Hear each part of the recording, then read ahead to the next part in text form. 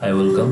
तपाईँलाई यस भिडियोमा Google input tool कसरी इन्स्टल गर्ने भन्ने सिकाउने छु र यसको लागि तपाईँले गुगल इनपुट टुल भन्ने नेपालीको एक्सई फाइल डाउनलोड गर्नुपर्छ। त्यसको लागि तपाईँले डाउनलोड गरिसकेपछि म यसको लिङ्क फाइल भिडियोको डिस्क्रिप्सनमा लेख्नेछु, त्यहाँबाट डाउनलोड गरेर तपाईँले इन्स्टल गर्न सक्नुहुन्छ। र इन्स्टल गर्नको लागि यो गुगल इनपुट एक्सई फाइललाई डबल क्लिक गर्नुपर्छ। गरिसकेपछि यस गर्नुहोस् अनि यो इन्स्टल हुन्छ। Okay, click to quit installation wizard यो इन्स्टल भइसकेको छ।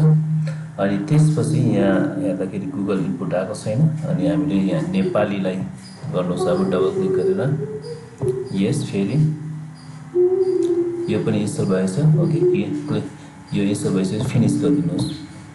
यति भइसकेपछि तपाईँको राइट कर्नर साइडमा यहाँ वाइफाईको कनेक्सनको छेउमा हेर्नुहोस् इएनजी भन्ने छ, तपाईँले त्यहाँ क्लिक गर्नुहोस् अनि तपाईँको यहाँ गुगल इनपुट आइसकेको छ, यसलाई क्लिक गर्नुहोस्।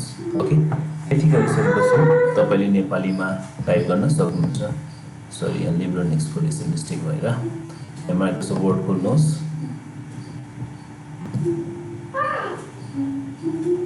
माइक्रोसफ्ट वर्ड खोलिँदैछ। Okay, blank. अनि त्यसपछि तपाईँले यो Nepali select already Nepali select भाषा टाइप गर्नुभयो। जस्तै म टाइप गर्छु मेरो, MERO, मेरो गरेपछि स्पेस गरिदिनु, तपाईँले मेरो देख्नुहुनेछ। ओके,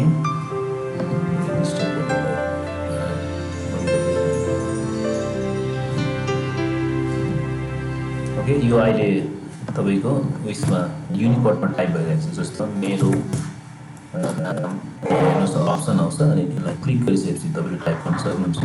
ओके, अनि सबैलाई देख्दाखेरि सबै कुन चाहिँ सबै सही छ त्यसलाई क्लिक गऱ्यो, स्पेस मेरो गऱ्यो, सबै मेरो।